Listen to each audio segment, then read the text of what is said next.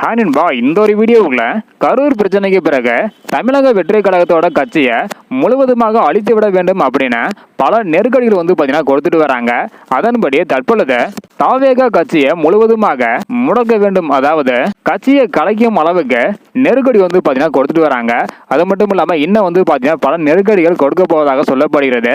So இதை பற்றி நம்ம வீடியோ கிளிப்பை டீட்டெயில் பார்த்துடலாம். அதுக்கு முன்னாடி தாவேகாவிற்கு தொடர்ந்து எதற்கும் அனுமதி கொடுக்காமல் அழுத்தம் கொடுத்துட்டு வராங்க. இதை பத்தி உங்களுடைய கருத்து என்ன பண்றதை மறக்காம கமெண்ட் பண்ணுங்க. ஓகேன்பா, வாங்க இன்னைக்கு வீடியோக்குள்ள போகலாம்.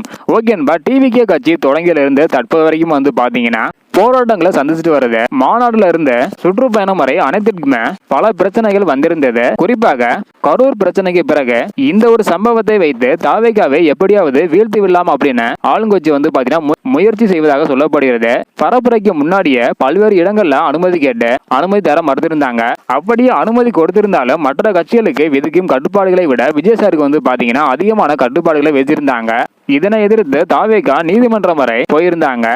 இந்த நிலையில தற்பொழுது கரூர் சம்பவம் நடந்து ஒரு மாதம் பாத்தீங்கன்னா ஆகுது. ஆனா விஜய் சார் இன்னும் கரூர் மக்களை சந்திக்கல அப்படின்றக்கான ஒரு குற்றச்சாட்டை வச்சு விஜய் அவர்கள் ஒரு நல்ல அரசியல் தலைவர் இல்ல அப்படின்னு மக்கள் முன்னாடி நிரூபிக்க ஆளும் கட்சி போராடி வராங்களாம். அதாவது பாதிக்கப்பட்ட மக்களை சந்திப்பதற்காக விஜய் சார் பல முயற்சிகளை மேற்கொண்டு வந்தாங்க.